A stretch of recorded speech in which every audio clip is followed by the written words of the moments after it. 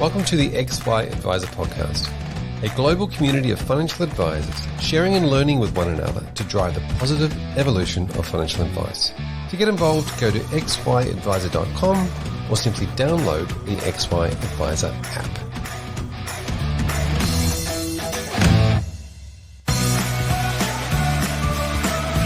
This podcast is proudly brought to you by Challenger. At Challenger, we want to help you ensure that your retiree clients can meet their retirement needs today and tomorrow.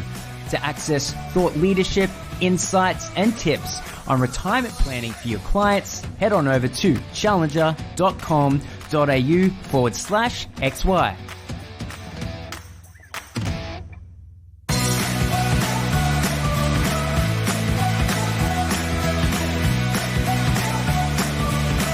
Welcome back to the XY Advisor Podcast. I'm Fraser Jack, and we are talking all things around the changing landscape of retirement. And in particular today, I really wanted to focus on the concept of the social security system around retirement. Obviously, the pension and things to do with aged care and assets and income testing, etc., etc.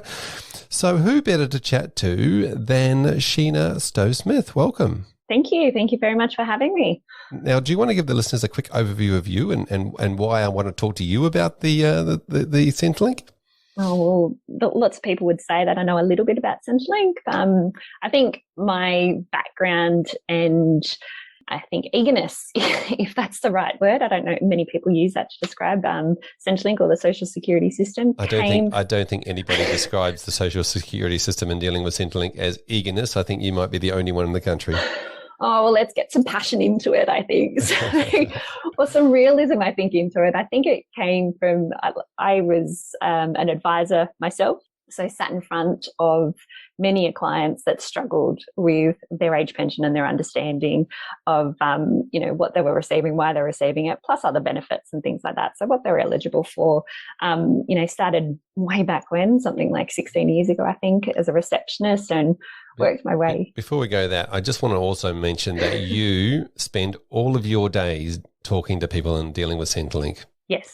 Yeah. I spend a lot of time. Exactly, you do. And you run a business called AdviceLink, which essentially talks to, on behalf of clients and financial planners around all things Centrelink. All things Centrelink, yeah. So there's a lot of time on the phone to advisors about their clients and their Centrelink benefits. There's a lot of time on the phone to Centrelink, and there's a lot of research online and using those online systems, all to do with the lovely Centrelink. So I think if I'm not excited about it, that becomes a real battle. And when you say a lot of time on the phone, my mind jumps to a lot of the time on hold as well. Yeah, I love the music. I can dance along and sing along, and lucky most people aren't here to see that.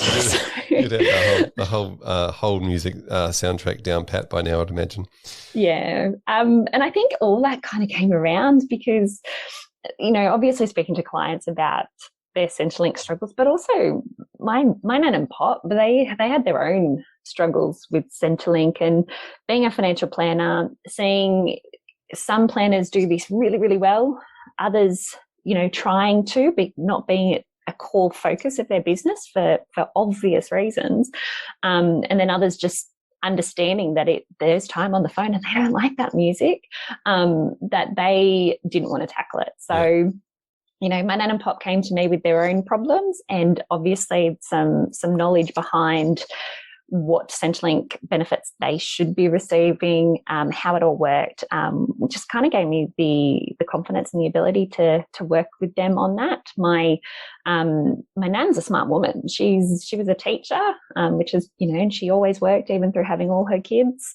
And she was down at Centrelink on a regular basis, telling them of all these new bank balances, term deposits, and everything else that they had hidden in drawers and socks and beams on the roof, all that kind of stuff. But she struggled, and there was a clear overpayment for them, and not because she was rorting a system and not because she was, trying to get more. She was trying to tell them, but there was a miscommunication and a complexity which she just couldn't break through. And when my pop went into aged care, that highlighted that we needed to get on top of that for them as well, to get that right fee assessment. So yeah, I was definitely able to jump in and help. And this is a story that probably every family in Australia has at this point. It's such a pain point, isn't it? The aged care space for planners and for family members, and and the people involved as well. There's so many different areas of stress which we'll get into a bit later. But yeah, it's such a common story. I guess is that why you decided to transition from advice to the new business? Yeah, definitely. I think we were blessed that my auntie was able to help in such a critical time from a medical side of things, but with her background, but the burden of what comes with those people, I call them almost the sandwich generation, when you're helping your elderly parents or grandparents and you're also working full-time usually and starting your own family and life, that burden is real. And with such a complex system and process, and we talk already about time on hold or time in offices, I saw pain points for clients, and all I wanted to do was just help as many as I could. But it became hard just as a financial planner because you were doing so much from a compliance point of view. So the clear choice for me when AdviceLink kind of kicked off was, no, this is a focus, and this has real merit, I think, in what it can achieve for advisors and their clients. Yeah, so certainly you're right. The concept of full-time versus part-time, you were doing this, dabbling in a bit of part-time when the need arose. But then now it's obviously a full-time thing for you, and you become an expert in how to get the best out of the system, I guess you could say. Yeah, definitely. So, I'm probably a little bit shy when I say the expert, but there's so much learnings that I'm still having, and I do this full-time every day. I'm so comfortable and confident with working with the system that I now do every single day. And so, talking to staff members in AdviceLink that previously worked at Centrelink as well, just, growing what we can do for these clients, but breaking through those complexities and then coming up with new situations every single day, which we learn and grow from as well, to be able to get a better outcome for clients as well. So yeah. Now you mentioned staff. Now this is a really interesting point because with any, say, government agency or authority or whatever it might be, they're just humans working in this business, right? They're just, it's a part of the government, it's a department, but there are a whole lot of people coming in and out of the system all the time. And like any system, I guess if they're copying it, if it's difficult for clients on one end, it's probably difficult for the staff on the other end. And I imagine they have a fairly high turnover. Yeah, I can't remember the exact numbers, but there's I think about 10 years ago, you used to walk in and almost deal with someone on a regular basis at a Centrelink office, but staff numbers are astronomical. And even just more recently with the COVID conditions, the amount of temporary staff that they either pulled from different government departments, being Medicare, ATO, things like that, and the lack of training that these beautiful people who work there received, but in such a complex area, was heartbreaking. I think my time on hold became a lot less. There was a lot of phone support thrown in there, and that was great for someone who understood those complexities. But I was talking to someone who didn't understand the systems in front of them and didn't understand the complexities in which they were employed to work in. And it's not to say that I have any solutions around that type of government policy on how they can really work and improve that. But I do empathise a lot with that system, but I do see it as a real pain point for our clients. And I think it's a real need for professionals and trusted advisors to really get in there and help them. If you're not going to help them with the administration side of things, at least help them understand what they're trying to achieve and maybe what they need to be communicating with Centrelink on and about. So you probably spend a bit of your time actually saying to Centrelink staff, oh, actually, no, you can do that. This is how you do it. Exactly. Actually, that was really scary that you could pick up on that. Even to the point of going, no, there's a secondary system, or can I speak to Queensland office because they actually have the right system that can plug in and that's working at the, it is that amazing, the complexities in which these lovely people, as I said again, are working with, that I treat them with kindness, with the hope and the outcome that they can provide some support to what we're trying to achieve for our clients and our advisors. Yeah, it's. I mean, it's just kind of scary, isn't it? That you can get lost in a system.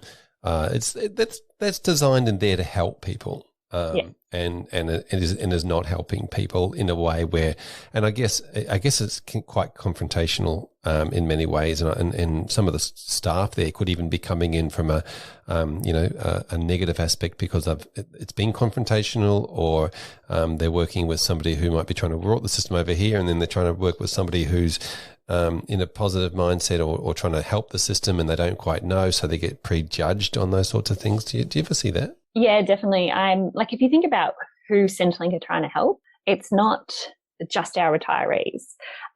It's not even just the disabled or disability support pension claims that they're trying to really assist. They're dealing with a vast range of our society. So I think as financial planners, you could break up what you do into accumulators, pre-retirees, retirees. With Centrelink, I almost break it down a little bit further, and I kind of say you've got your families, starting off families, and maybe some of them are jumping online and doing what they need to do, but there's a lot of complexities in that as well, especially if you're a single parent, that kind of thing. You've got disability and illness, so there's a lot of complexity around the people caring for those, taking those people in, or trying to sort out what exactly is going on. You've got financial crisis as well. So those people that are really struggling, and, we've all heard of Job Seeker and the astronomical amount of benefits being claimed and paid out, and changes that are happening in that area. So we saw the queues in COVID. I think we're going to see some more claims in that. And I think in that range of society, you're going to be dealing with a range of education levels, understandings, and also maybe attitudes to what they expect when they walk into Centrelink. So those staff are basically guarded, they're armoured up before you even speak to someone. And like, I know myself, when they put me on hold or transfer me to another department, I think I have an inner sigh of, like, what is going to happen here? How long am I going to be on hold? Is the phone going to drop out? Because you can't ask them, can you take down my number and call me back if it drops out? And it does drop out. Like, some of the biggest complaints of maybe not last year, but the year prior were around phone dropouts or hold times. So your client is already on edge because of these wait times or the dropouts that they've experienced or the transfers before they speak to someone or deal with someone.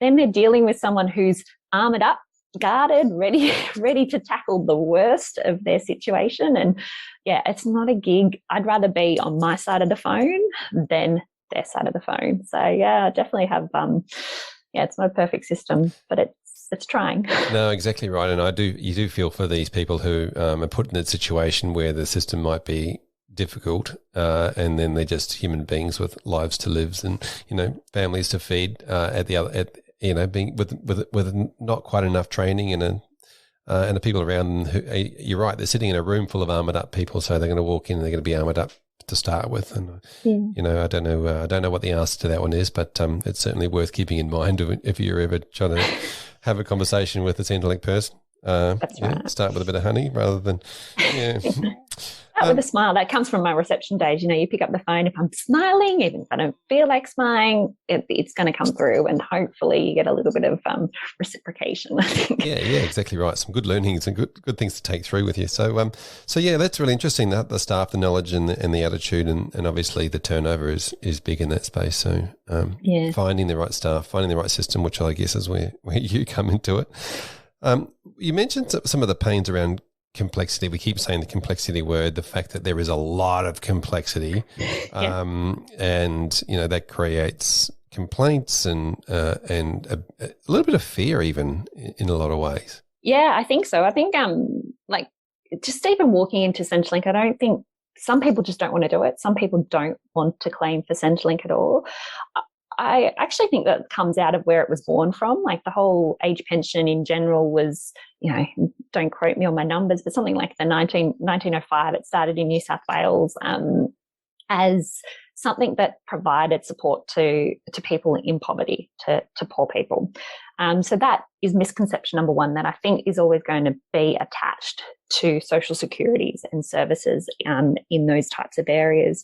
I think means tested was added in. So instead of just a set amount being paid out to people who are in poverty or below a certain line of income, more means testing and complexities came in, and there's that terrible word again around, well, if we're going to pay a full pension, what's it going to cost us? And I think that's what it comes down to from a government cost point of view. What's it going to cost the government, taxpayers? I think prior to superannuation, there was something like 6 working people to support 1 retiree. And that was a little bit more manageable, but that's projected to basically half with all our baby boomers going into retirement. So I think what the government has tried to do with the introduction of superannuation came the introduction of means testing. Means testing means that instead of just cutting you off the government supported age pension, it kind of introduced a way of tapering it down. So based on your income, based on your assets, we tapered it down.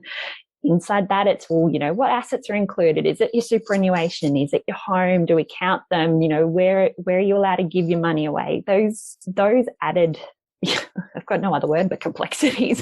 I think those are the rules that came through, just added to what can you do to plan your retirement? How much do you have? How much are you going to have? And what can you fall back on if everything went bad? And I think the retirement system started to build to a system which wasn't just an age pension for poor people. It started to become a little bit, more focused on building superannuation. Means testing then came into the age pension. And then obviously people started to focus on being self-funded retirees, and then there was a little bit more focus around trying to save for that. And hopefully in this current economic condition, and we can kind of still continue with all 3 of those areas to really support the system that's in place. I think even back in the 70s, Whitlam, I think, tried to abolish the means testing system. I think that kind of got thrown out though as superannuation came in as well. So hoping that people would need this a little bit less as well. So, and, people I think if you compare it to maybe a Dutch system as well, where people in these types of countries in Europe, they work, they contribute to the government or the retirement fund, if you like, in those kind of countries. I think Dutch is something like 18% of salary.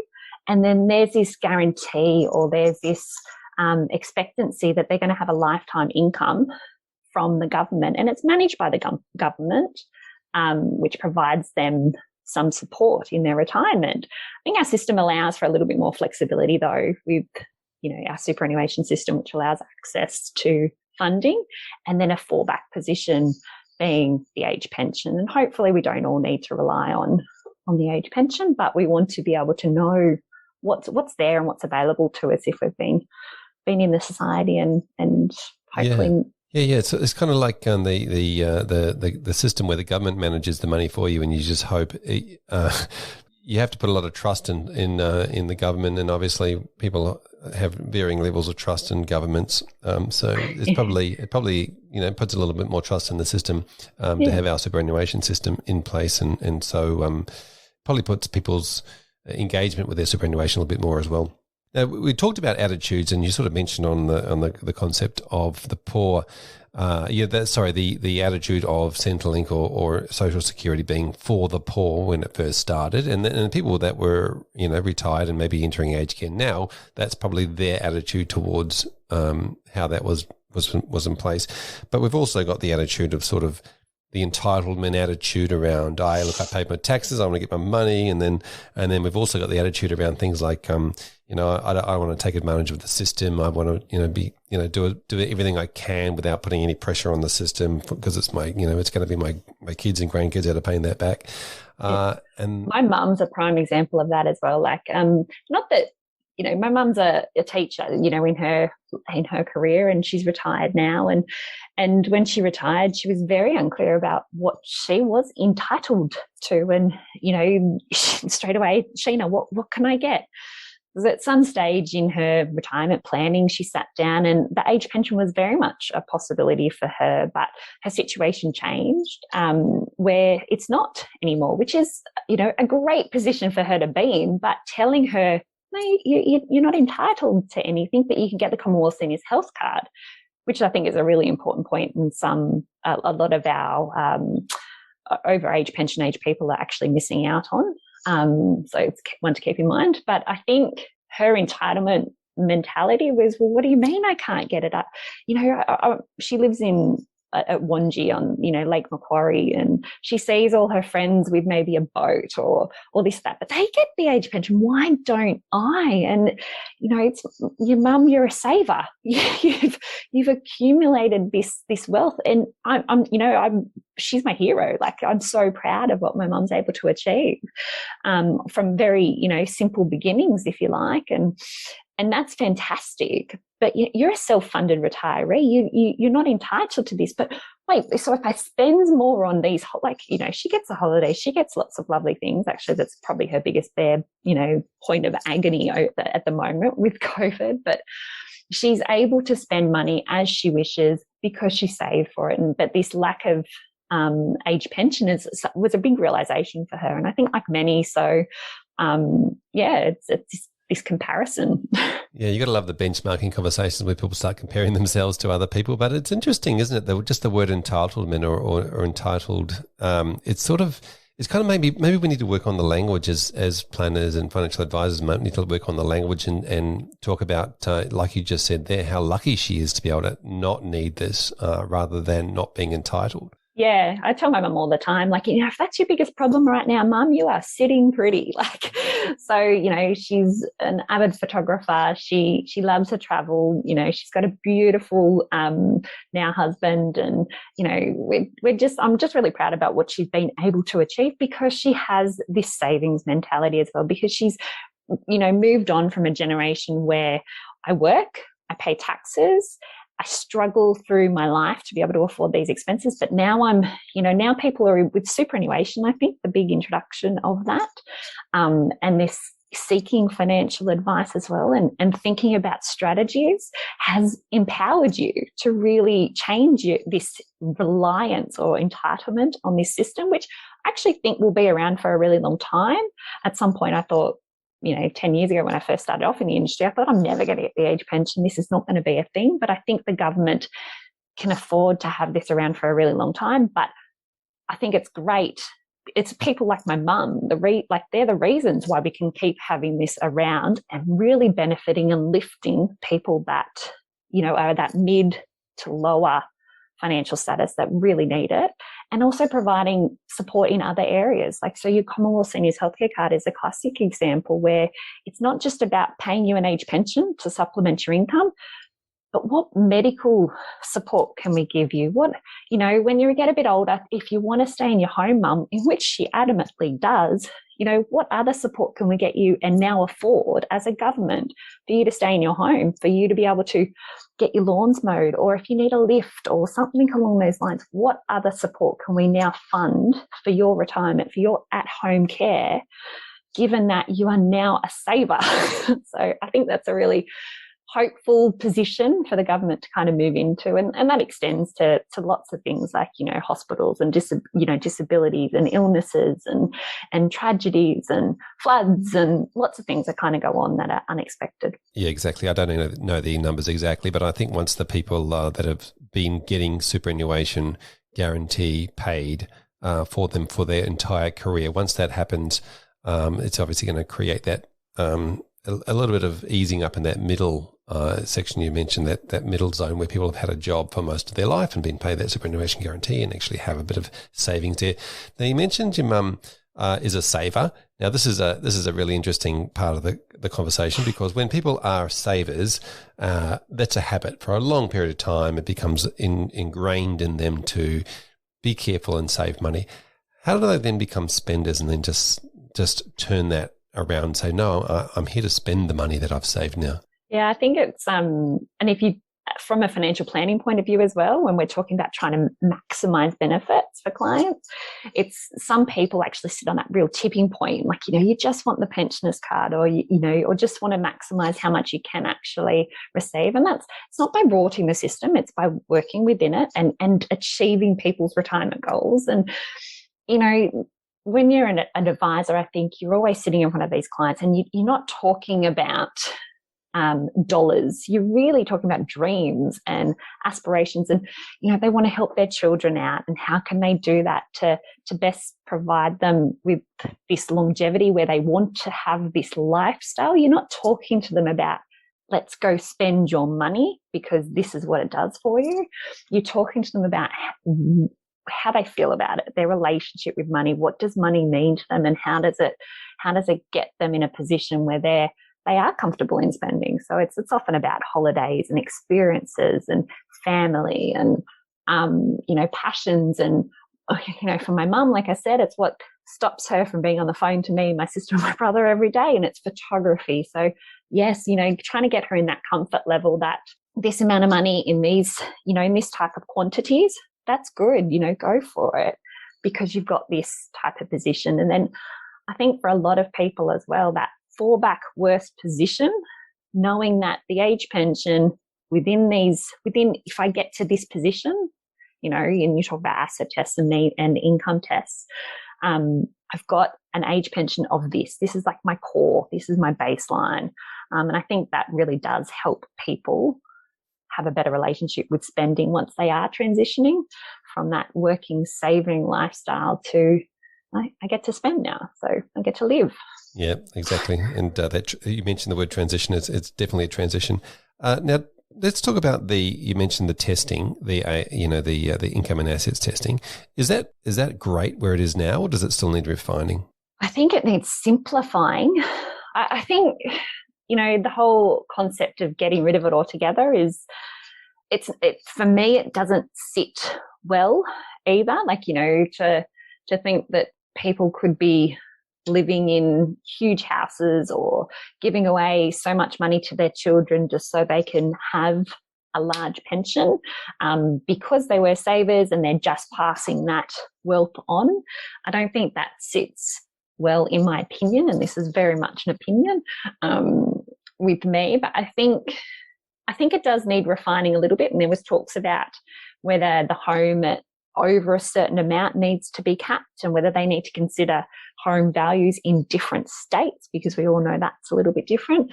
It's going to add to those rules and complexities. So that's the conundrum, I think, of it, is should we be doing that? And then on the other hand, you want it to be a little bit more simpler in its application. I don't know whether I've got a definitive answer. I'm going to sit on the fence. And it's complex, isn't it? Like there is to make it slightly better, you need to add more complexity, but yet we want to try and simplify it. So it's I guess if you're one of the decision makers and rule makers and legislation writers, it'd be a tricky situation.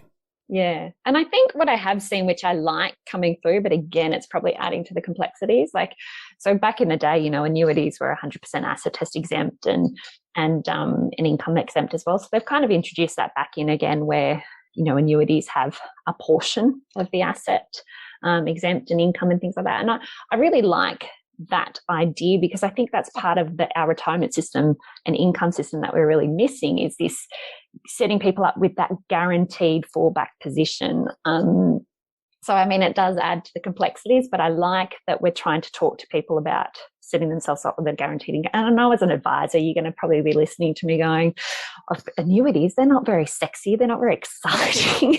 And they're not, because I don't think our clients in retirement, to change that relationship with money and how they spend, they need a little bit of that excitement and that engagement and that sexiness in markets and investments, but they also need a lot of security around where's my next paycheck coming from, because that's what it needs to be for them. They need to see regular income guarantees. And I know we don't talk like that as financial planners, but that's what your clients need for that peace of mind, for some of these things to kind of change. And unfortunately, I think it just adds to some of the rules and means testing complexities in what we do. Yeah, it certainly does. It adds the time factor and into the fare, doesn't it? Because sometimes we only have so much money, and it's probably going to run out some time, and then what? So, you're absolutely right there. So a lot of work going on with the with testing, I guess you could say. But tell us about the aged care part of this testing, and how you work with clients in that aged care space, coming up to aged care. I see with aged care, the core element of what AdviceLink offers to advisors is definitely around that Centrelink, getting your income and assets recorded correctly for the benefits that you're entitled to with Centrelink Correct. That prevents overpayment, underpayment, debt situations, all those kind of things. That is also a core element of when you're moving into an aged care facility. So regardless of what beautiful strategies as an advisor you can come up with for a client that's moving into that situation, unless you're getting that Centrelink component right, from their benefits right down to their means tested fees for the aged care facility, your strategy is almost worthless. And we implement so much as an advisor for our clients. We'll go out and we'll put the annuity paperwork in place. We'll put the new allocated pension paperwork in place and follow it up. We'll troubleshoot any problems that kind of come up with it. But we send a lot of clients on their own lovely way to deal with an abundance of paperwork. What AdviceLink tries to do is just gather the information from a fact find or from their strategy paper or something along those lines from the advisor, a few extra statements, and it usually kind of gets us most of the way there from a Centrelink point of view.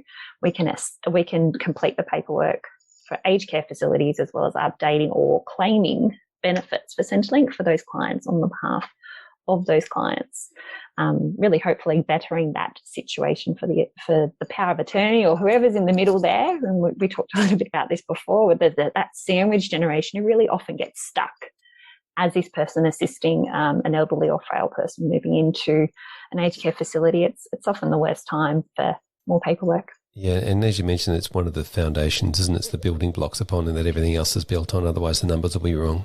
That's right, yeah. And they're only reassessed every quarter. But if these people are moving numbers wrong and filling those forms when the numbers are wrong, that can be, a much bigger upfront cost than what might be required, depending on what the strategy is available to those clients as well. Yeah. Now you mentioned the concept of getting the numbers right and, going through and doing the income and assets, et cetera, et cetera. Is there a fear that people have of giving those numbers to Centrelink? I have seen that, and sometimes I try to make sure that advisors are really talking about the current situation. There is issues that sometimes crop up in the line of work that we do where we see, do you know that they've been overpaid for X amount of years, or they haven't updated this situation since they claimed the age pension? I definitely think one is fear that people are worried about talking to these people with armour about this current situation and it's one of those I don't understand it. The list is too long. I'm going to park it over here. And if there's no deadline on that, like your tax return, I'm basically never going to really look at that again. So that's kind of what happens with a lot of people on benefits. I also think that there's a misconception about how much do they know about me? They should know this. So essentially don't know a lot of what you tell other government agencies. I sometimes even doubt it myself. I'm going, are you sure you don't know this? Are you sure you can't find this out? But I work with people as well that have worked in Centrelink. I trust some of them when they're knowledgeable on the phone as well. We don't know this. We can't rely on maybe what they're being fed as well. So Robodebt was a very clear example of when they relied on information that they thought they knew. And that was a catastrophe. Yeah, that was traumatizing. Yeah, I want to talk about Robodebt in a second because I think it's an important part of what retirees are going through, that fear of being money being taken back. But you mentioned that the other government agencies, so the tax department, for example, and tax returns, those are not being fed to Centrelink? No, the only information that I know that is being fed to Centrelink is single touch payroll systems. So that's that system where your employer tells ATO, what they're paying you as earnings. And that's the only system that is feeding through. So not your tax returns, not your rental income, your investment income, not your notices of assessment or none of that type of stuff. It is literally not your bank account balances in your detail. It's literally just single touch payroll that I know is being reported. That's interesting. So if you don't tell them, then they don't know, and that could come back later to bite you.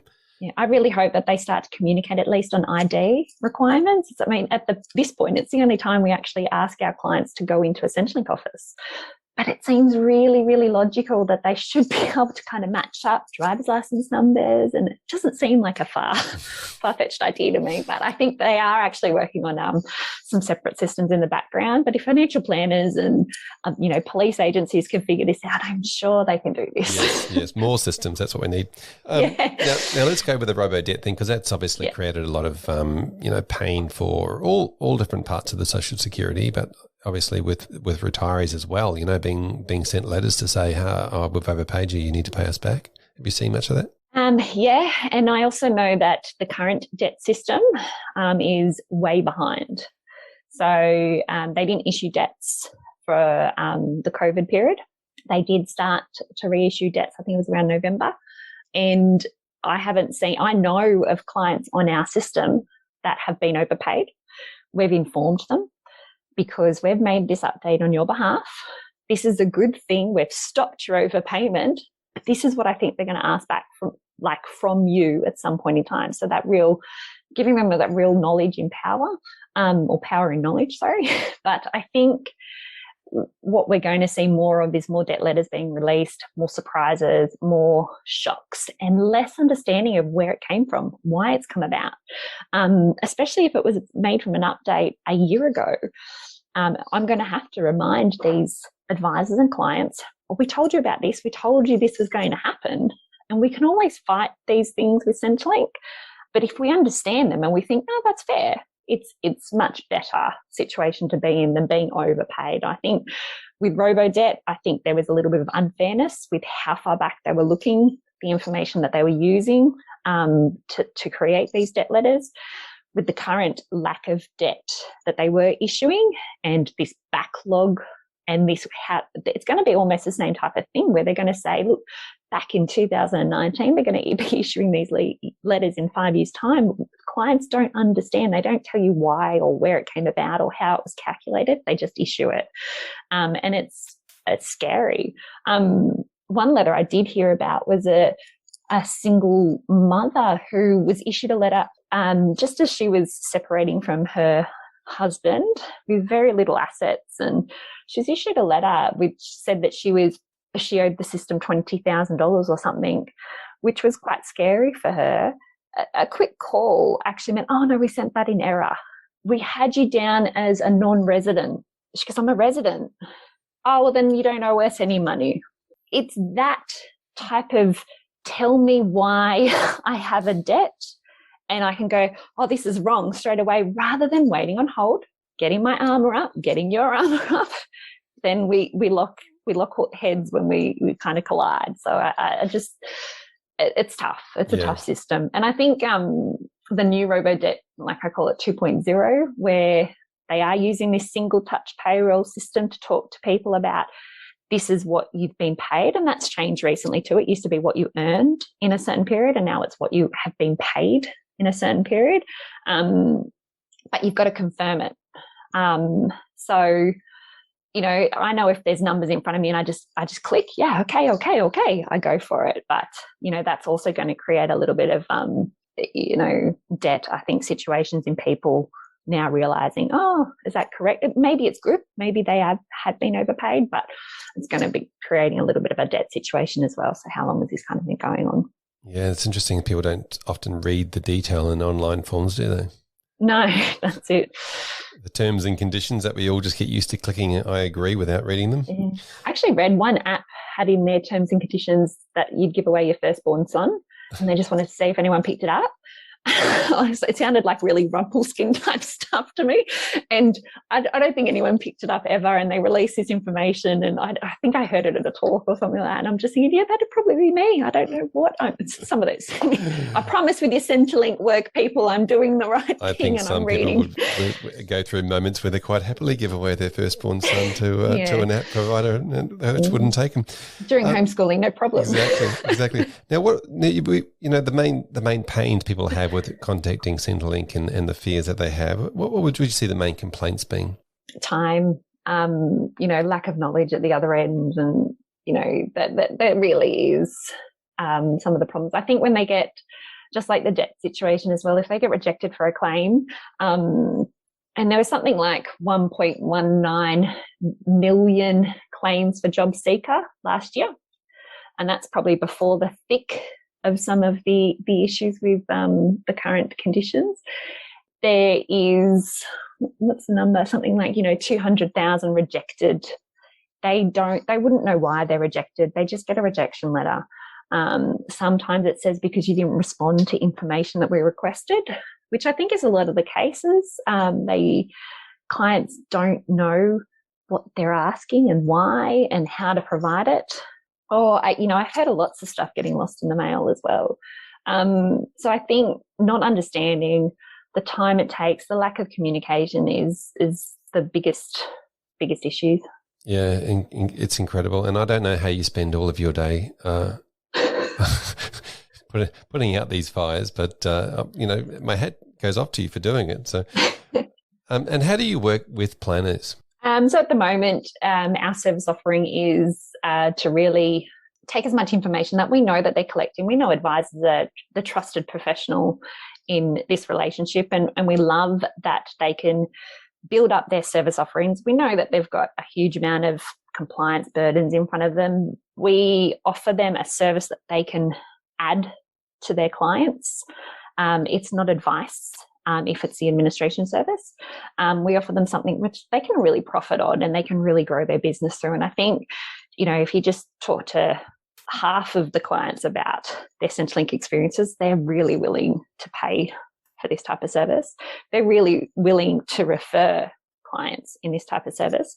And I think it also lends to a cross-generational piece. We're not just talking about retirees. We're talking about, families, like I said, the illnesses, the disabled, the aged care side of things. So it really lends itself across different clients in practices.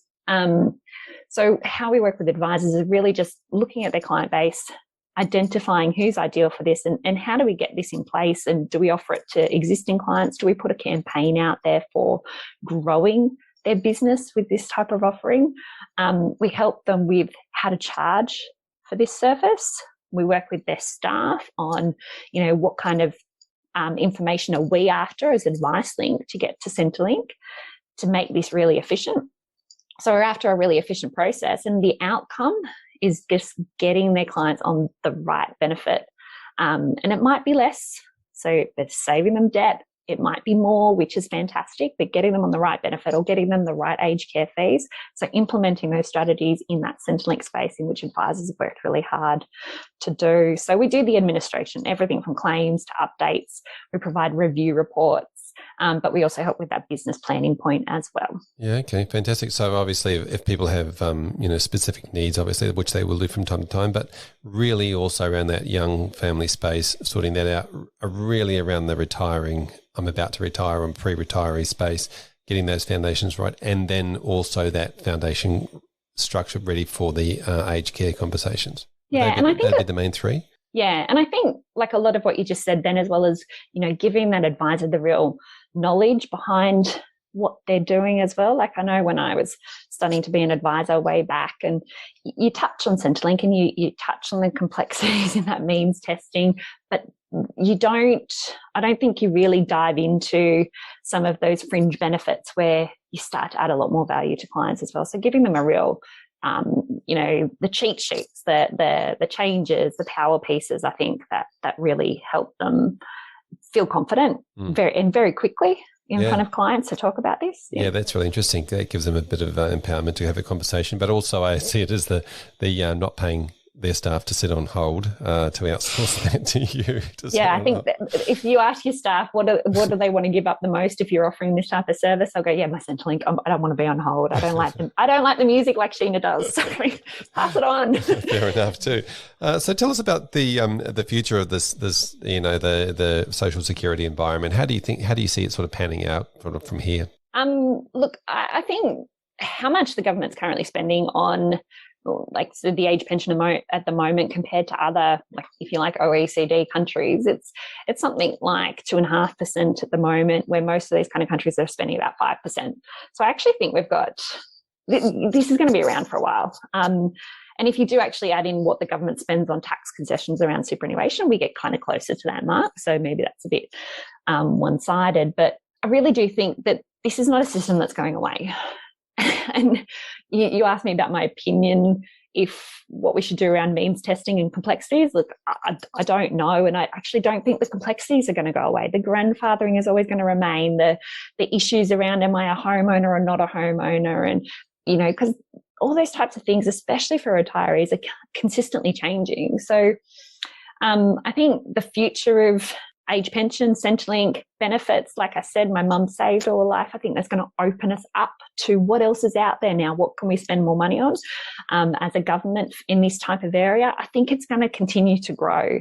And I'm excited because I think AdviceLink is in a position for advisors to support you in that. So we can focus on where is it growing? Where are the changes happening? What does this mean for your client? Let's turn this into, I have a seniors squad which goes out and tells me what their pensioners card gives them. And the free cup of coffee always surprises me because at McDonald's, am I allowed to say that one? Sure. So it always surprises me because I don't really like that. But anyway, what it means to them is it's huge. I've got regional clients that tell me about, they're going to national parks and things like that. So I think I see this space for advisors is really talking to, how people feel about money, what they're saving their money on, and then what they actually need to spend their money on. And that's really where I see Centrelink in this space kind of going. I think AdviceLink is going to be there to help advisors along the way. Yeah, and you mentioned before that the more we know about this, obviously the better we look in front of our clients because we can say stuff. What about training for planners in this space? Funny you mention that. AdviceLink at the moment is we're really excited. We're opening up our services and developing a training plan because I speak to a lot of advisors about specifics around their clients. So we are developing an educational and training plan that helps practices, maybe I'm taking away business from myself, but actually helps practices if they want to do it yourself model in this service.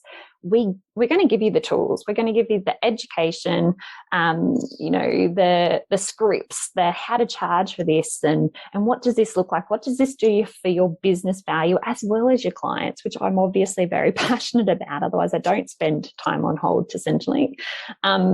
So how to grow your business through this, how to do this yourself, how to train your staff to do this with you. And maybe it's not even an advisor space. Maybe this is an advice. This service is something which sits outside of that, but it's something where you can very much grow revenue for your business, train your staff to do for you, whether it's your associate advisor who's coming up the ranks or some other type of admin support, and do this in-house. If you don't want to, though, AdviceLink as an administration service is always going to be there as well. So we're really excited about this next step and next phase of AdviceLink as well. You are really excited about it, I can tell. I know. And look, maybe it means a little bit less time on hold and dancing around. I love the whole music. So I know a lot of planners that are using you and rave about the services. If somebody wants to continue the conversation or get hold of you, what's the best way? Shoot me an email, give me a mobile phone call if you like the traditional way. But, anything and everything, I'm open to any type of communication. Our website has subscriptions. So if you just want a soft contact, if you like, and any newsletters we've got, LinkedIn, reach out, give me a call. I'm very scary. I've got very scary dance moves, but other than that, I'm really excited to talk about Centrelink. No such thing. AdviceLink Services, that's the .com, is that the address? AdviceLinkservices.com.au, that's us. Fantastic. Okay, have a thank you so much for coming and sharing. I really appreciate it, and I wish you all the best, and I hope people reach out. Fantastic. Thank you so much for having me, Fraser. Well, there you have it, another episode of the XY Advisor podcast. I'm Fraser Jack, and I'm joined by Emily Blanche. G'day, Emily. Hey, Fraser. How are you? I'm wonderful. Thank you for asking. And, of course, our best part of the week when we get to shout out to some XY members. Yes, let's do it. So a dual shout out today to XY advisors Chris Carlin and John Cashier, two legends who jumped on an XY Plus web event recently to talk about how they are engaging and delivering advice to millennial clients.